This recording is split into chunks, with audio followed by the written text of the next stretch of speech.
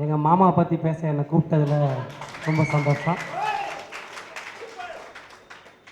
அவர் எனக்கு மட்டும் மாமா இல்லை, ஆர்எஸ்எஸ்க்கும் மாமா, பிஜேபிக்கும் மாமா. மாமானா தப்பாக எடுத்துக்கூடாது. மாண்புமிகு மானமிகு அதை நான் சொல்ல, சின்ன மாமா சொன்னான்.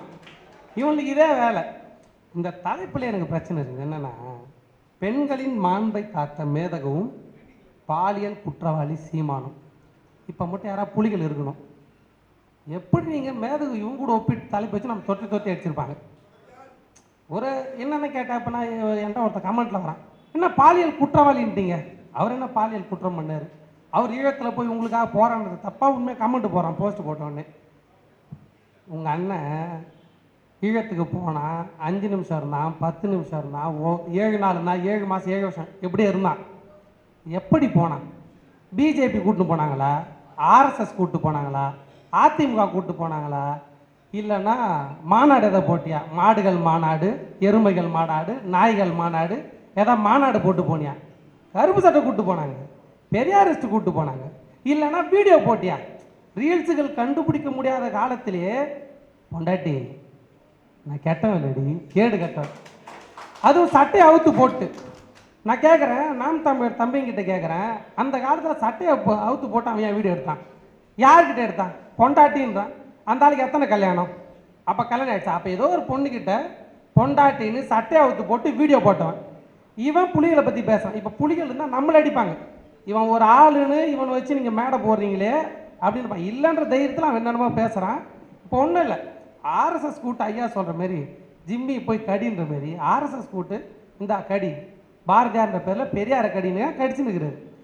சீமானோட வரலாறை நம்ம எடுக்கணும். சும்மா சாதாரணமாக பேசிடக்கூடாது. வரலாறுனா எங்கே? உடனே அவர் பிறந்ததுலாம் இல்லை, அவருக்கும் பாண்டிச்சேரியுமான வரலாறு தெரியுமா? இங்கே தீனான உட்காந்துக்கிறாரு. நம்ம ஒன்றும் சீமான் மாதிரி அவதூறு பரப்புறா இல்லை, ஆதாரத்தோடு சொல்லுவோம். அழுத்துவேலி தோப்பு, பாண்டிச்சேரியில் அழுத்துவேலி தோப்பு, நோனாங்கொப்பு, அரியாங்கொப்பு இருக்குது. நல்லா குடியை குடிச்சிட்டு ஆன்னு கிடப்பான ஆள். இப்போ போனீங்கன்னா கூட பழைய ஆள் இருப்பாங்க. சீமான்னு கேட்டால் அவங்க சொல்லுவாங்க, கிளாஸ் எடுப்பாங்க, அவரா அப்படி வாங்க அப்படின்னு. அது மட்டும் இல்லை, அவருக்கு அப்போதைக்கு ரூம் போடணுமா, ரூம் போட்டு எந்த அளவுக்கு அந்த ஆள் குடிப்பானா, குடிச்சிட்டு பெட்டில் ஒன்றுக்கு போயிடுவானா. நான் சொல்ல ஆள் இருக்கிறாங்க, நேரடியாக ஆதாரத்தோடு இருக்கிறான். நம்ம சும்மா ஒன்று இவர் பாலியல் குற்றவாளி, இவர் அது இதுன்னு போய் சொல்ல, நேரடியாக பார்த்த கருமம் இருக்குது. அப்படி இப்படின்னு தப்பிச்சு எப்படியே வந்துட்டார். சரி, நீங்கள் என்ன தைரியமாக குற்றவாளின்றீங்க? குற்றம் என்ன பண்ணார்? குற்றம் பண்ணாதான் ஏன் மன்னிப்பு கேட்டார்? 41 பேர் இறந்ததில்லை, யாருக்கு லாபமோ இல்லையோ, சீமானுக்கு பெரிய லாபம். அந்த நேரத்தில் அவர் மன்னிப்பு கேட்டார். வாழ்க்கைக்கு எல்லாம் மறந்துட்டோம், கடந்து போயிட்டோம். மண்டியிடாத மானம் வீழ்ந்து விடாத வீரமா, அது மண்டி போடல, மல்லாக்கப்படுத்திடுச்சு. மேலே பார்த்து எச்சி துப்பி அந்த எச்சி ரிட்டன் வந்துடுச்சு. அந்த அளவுக்கு ஒரு மானகட்ட வாழ்க்கை வாழ்ந்துருக்கிற மனுஷன். இல்லை, நம்ம தோகத்தை கேட்டேன், தோகர் பேசுறது ஏதாவது வரமுறை காரணம்? இல்லை இல்லை, வரமுறை இல்லாமல் பேசினா அதான் வரமுறைன்னு. ஆணவ படம் எடுக்க போன அசிஸ்டண்ட்டு பொம்மை துப்பாக்கி எடுத்து வச்சுட்டு அவர் சொல்கிற கதையிலே நான் வர்றப்ப சொல்லுந்தார். எது ரொம்ப கடுப்பாக இருந்துச்சுன்னா, தலைவர்கிட்ட கேட்டாரான். தலைவர் நீ போகிறப்ப என்ன வேணும்னு. இவர் சொன்னாரான், உங்கள் சமயக்காரனை கொடுத்துருங்க. மெஸ்ஸு தானே வச்சுருந்தார், மெஸ்ஸு வச்சுருந்தார், சமயக்காரனை கொடுத்துருங்க. அந்த அளவுக்கு திமிராக பேசுகிறேன். ஒரு ஆணவ படம் எடுக்க போனேன், நான் சொல்லலை, மறுபடியும் நானே சொல்கிறேன். என்னங்க நீங்கள் அவதூறு? நான் சொல்லலைங்க, நீங்கள் பிசுறுன்னீங்கல்ல. உங்கள் தங்கச்சி உங்களுக்காக மேடைக்கு மேடை யாரும் அப்படி பேசலை. காளியம்மாள் அக்கா அவங்க மேலே கருத்து முரண்பாடு இருந்தாலும் சீமானுக்கு விசுவாசமாக இருந்தாங்க. எல்லா மேடையிலையும் வெளுத்து வாங்கினாங்க. அப்படியேப்பட்ட அக்காவை பிசுறுன்னு சொல்லிட்டு அது ஆடியோ லீக் ஆகுது. ஒரு மனுஷன் என்ன பண்ணணும்? பிசுறுன்னு சொல்லிட்டு நான் சொல்லலைன்னு சொல்லணும். ஆனால் அந்த ஆள் என்ன சொன்னான் தெரியுமா? மேடை நான் பிசுறுன்னு உசுறுன்னு மசுறுன்னு ஏன் இஷ்டம் ஆள். அந்த பிசுறுன்னு சொன்ன காளியம்மாக்கா மேடையில் சொல்கிறாங்க, எங்கள் அண்ணன் 10 நிமிடம் தலைவரை சந்தித்தலே இவ்வளோ பெரிய மாற்றம். அன்றைக்கி மேடை விட்டு போனவங்க தான் அவங்க. 10 நிமிஷம் தான் பார்த்தாருன்னு அந்த கட்சிக்காரங்க சொல்கிறாங்க, நாங்கள் சொல்லலை, போய் சொல்லலை. 10 நிமிஷம் பார்த்தான்னு காளியம்மாக்கா சொன்னது வீடியோ ஆதாரம் இருக்குது. இதனால் வீடியோ தான் இந்த பக்கம் போட்டிருப்பேன் நான், இதை பாருங்கன்னு. 10 நிமிஷம் பார்த்துட்டு 10,000 கதை சொல்கிறான் அந்த ஆள். அதுக்கப்புறம் ஒரு முக்கியமான சீமான்ட்ட எனக்கு எங்கள் மாமான்ற உரிமையில் நான் அவர்கிட்ட கவனிக்கிறது என்னென்னா, அடுத்தவன் பொண்டாட்டி, அடுத்தவன் லவ்வரு, அடுத்தவன் வீட்டில் பெண்கள் எப்படி இருக்கிறாங்க, அவங்க யார், அடுத்தவன் பொண்டாட்டி அழகாக இருக்கிறாங்களா இல்லையா, இதை பார்த்து வயிற்றெரிச்சல் படுறதுல சீமானை அடிச்சிக்கவே முடியாது. அதுவும் நான் போய் சொல்ல, சும்மா வாயில் வந்ததெல்லாம் சொல்ல. சீமான் நித்யானந்தாவை பார்த்து பொறாமப்பட்ட ஒரு ஆடியோ ஒன்று இருக்குது. அதாவது நித்யானந்தா பணம் வச்சிருக்கிறான்னு கூட ஒரு கோவம் வரலையா, ஃபிகர்களோடு இருக்கிறானா, அதுவும் வெள்ளைக்கார ஃபிகரா. இப்படி ஒரு ஆடியோ போடுறாங்க. அந்த ஆடியோ அவர் மறுக்கலை. இவன் கேட்டால் சொல்லுவான், நீங்கள் வந்து மிமிக்ரி பண்ணிட்டீங்க, நீங்கள் ஏஐ போட்டிங்கன்னுவாங்க. நாங்கள் மிமிக்ரி பண்ணுறோம், ஏஐ போடணுன்னா நாங்கள் இந்த கருமத்தை பண்ணுறோம். நான் ஒரு மாமா வேலை பார்ப்பவன், ஆர்எஸ்எஸ்ஸரம் வாங்கி தின்பவன், அப்படி மிமிக்ரி பண்ண போகிறோம். ஒரு நித்யானந்தான்ற மாதிரி சாமியார் எந்த பொண்ணு கூட சுற்றினுக்கிறான், எத்தனை பொண்ணு கூட சுற்றுறான், அது வெள்ளைக்காரியா வெளிநாட்டுக்காரியா உள்ளூர்காரியான்னு ஆராய்ச்சி பண்ணுற வேலை தான் சீமான் பண்ணுவான். இதுவும் நான் சொல்லலை, அவரே சொல்லுது. எதுவுமே நம்மளை சும்மா அடித்து விட்றதில்ல, அவன் வாய்க்கு அந்த மாதிரி பொய் கதை சொல்கிறதில்ல. முக்கியமான ஒன்று நான் சொல்ல வந்ததில் முக்கியமான ஒன்று என்னென்னா, சீமான் இப்போ சமீபத்தில் சொன்னார், அதாவது எந்த பார்ப்பனை எதிர்ப்பை வச்சு நீங்கள் ஒரு திராவிட கட்டிடத்தை உருவாக்குனீங்களோ அதே பார்ப்பனை கடப்பாறையை வச்சு நான் உடைப்பானார்.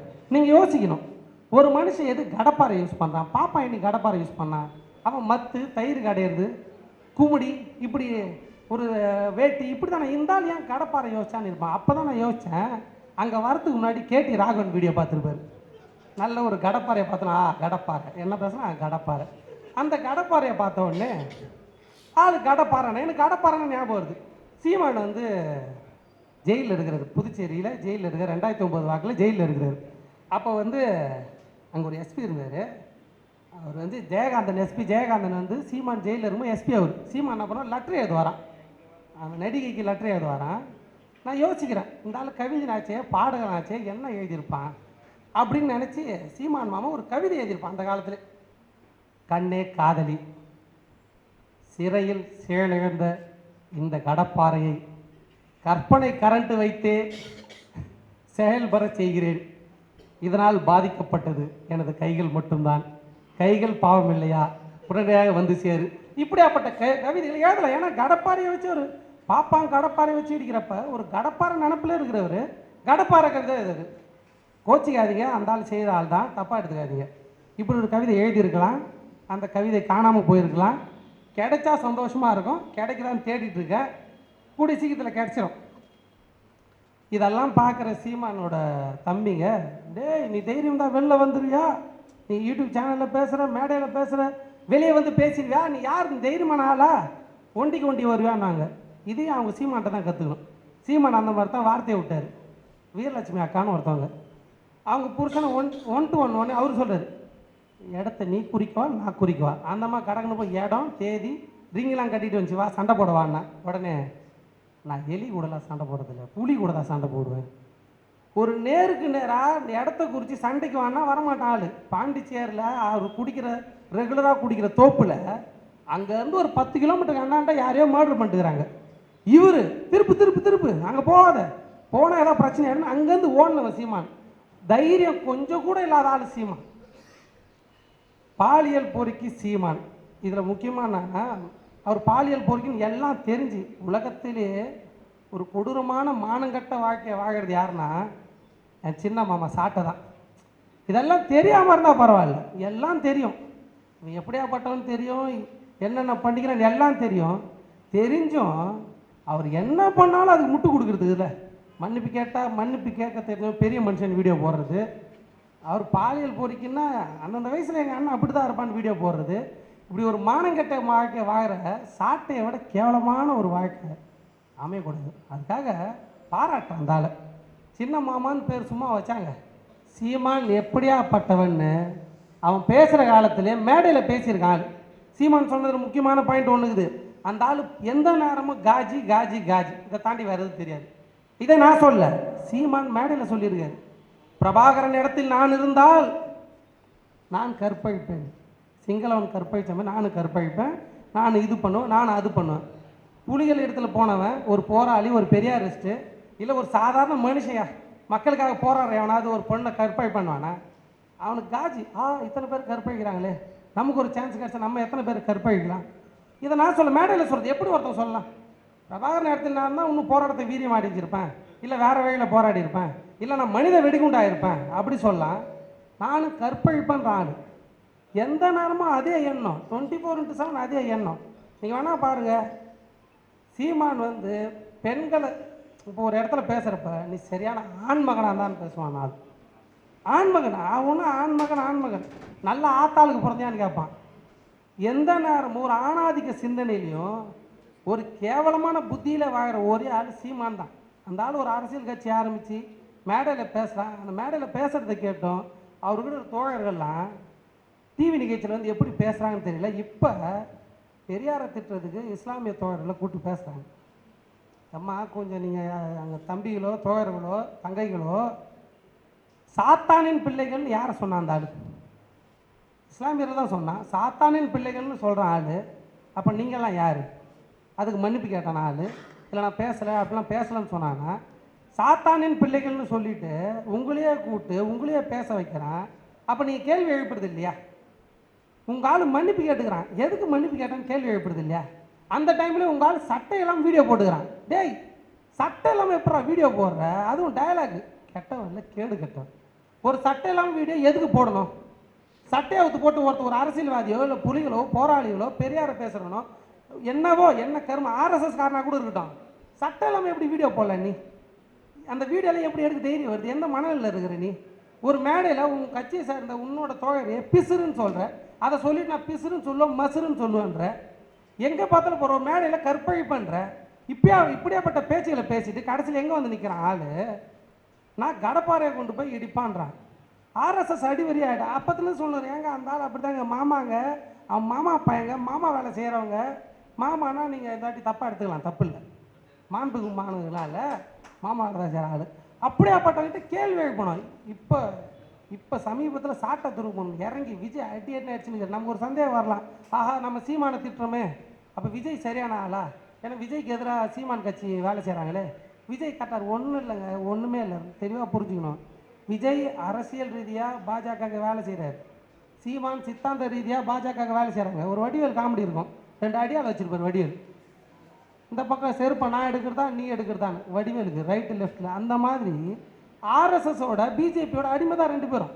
இந்த பக்கம் இவர் எலெக்ஷனை நான் உனக்கான வேலையை செய்கிறேன், இந்த பக்கம் நான் சித்தாந்த வேலையை செய்கிறேன்னு மாற்றி ரொம்ப கஷ்டப்பட்டுலாம் புரிஞ்சுக்க தேவையில்லை. ஒரு அம்மா நடிகர் விஜயோட காருக்கு முன்னாடி அவங்க கட்சிக்காரங்க போய் நிற்கிறாங்க. யாராக இருந்தாலும் ஒரு சாதாரண மனுஷன் நிறுத்தி என்னன்னு கேட்பாங்க. ஏற்றி தூக்கி போட்டு போயினே இருக்கிற 41 + இன்னொன்று 42 இருக்கட்டும் ஏற்றிட்டு போகிறான் மனுஷன். அந்த அம்மா மாத்திரை போட்டுக்கினாங்க. விஜய் ஏன் நிறுத்தலை?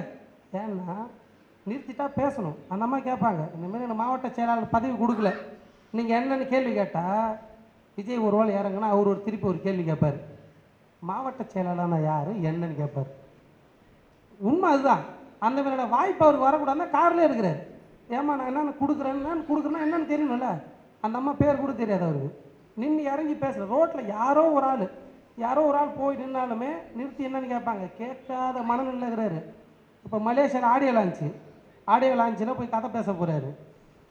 தொடர்ச்சியாக பெரியார் பேரை வச்சுக்கிட்டு மக்களை சீமான் நீ ஒரு காலத்தில் ஏமாத்தினா இப்போ நேரடியாக எதிர்த்து போய் பெரியாரை எதிர்ப்பான்ட்டான். இப்போ விஜய் பெரியார் பேரை வச்சுக்கிட்டு பெண்களை காரை விட்டு ஏற்றுற ஆள் மனுஷன். நீங்கள் யோசிச்சு பார்த்தீங்கன்னா விஜயை கவனிக்க வேண்டியது ரொம்ப முக்கியம். சீமானை இப்போ நம்ம திட்டுறோம், இன்னும் என்னோட அதிகமாக திட்டுறதுக்கு ஆள் ரெடியாக இருக்குது, மைனர்லாம் இருக்கிறாரு, வெயிட் பண்ணுகிறோம். ஆனால் இந்த இடத்துல சீமானை பேசுகிறப்ப விஜய் நம்ம கவனிக்க வேண்டியது இருக்குது. விஜய் அவ்வளோ அசால்ட்டாக லெஃப்ட்டில் டீல் பண்ணுற முடியாது. விஜய் ரொம்ப ஆபத்தாக போயினுக்கிறாரு. விஜய் கட்சியில் இருக்கிற ஒரு பெண் தோழர் சொல்கிறாங்க, விஜய்க்கு ஓட்டு போகலன்னா என் குடும்பத்தை விஷம் வச்சு கொண்டு வந்து. அது ரொம்ப சாதாரணமாக பேசுகிற விஷயம் இல்லை. விஜய் யாரை உருவாக்குறாருன்னு புரிஞ்சுக்கணும். ஒரு ரசிப்புத்தன்மையை ஒரு மாணவர்களை, மக்கள்களை, இளைஞர்களை என்னமாக மாற்றுதுன்னு புரிஞ்சுக்கணும். ஈழத்தமிழர்கள் பிரபாகரன் போரை வச்சு அதில் இருக்கிற பிம்பத்தை கட்டி எல்லாரையும் ஒரு பக்கம் இழுத்து இன்றைக்கி பெரியாரை திட்ட அளவுக்கு ஒரு கூட்டத்தை உருவாக்கி இருக்கிறார் சீமான். அந்த டைமில் அது வேறவே இருந்துச்சு. அப்போ நம்ம கேட்குறப்ப நமக்கு உணர்ச்சி பொங்குச்சு. ஆனால் அது என்னவா மாறி இருக்குன்னு இருக்குல்ல. இன்றைக்கி பெரியாரை திட்டுறதுக்கும் இஸ்லாமியரை விட்டு பெரியாரை திட்டுறதுக்கும் பெரியார் வந்து எல்லாருக்கும் எதிரானவர்னு நிரூபிக்கிறதுக்கான வேலையை ஒரு சைடில் ஒரு ஆள் பார்த்துனுக்கிறான். இன்றைக்கி பெரியாரை வச்சு கட்சி ஆரம்பித்து 41 பேர் இறந்த பிறகும் மக்களை போய் பார்க்காம ஒரு பெண்ணை காரை விட்டு ஏற்றுற அளவுக்கு ஒரு ஆள் இருக்கார். நாளைக்கு அவரும் அதே இடத்துல வந்து பெரியாருக்கு வேணான்னு தூக்கி போடுவார்.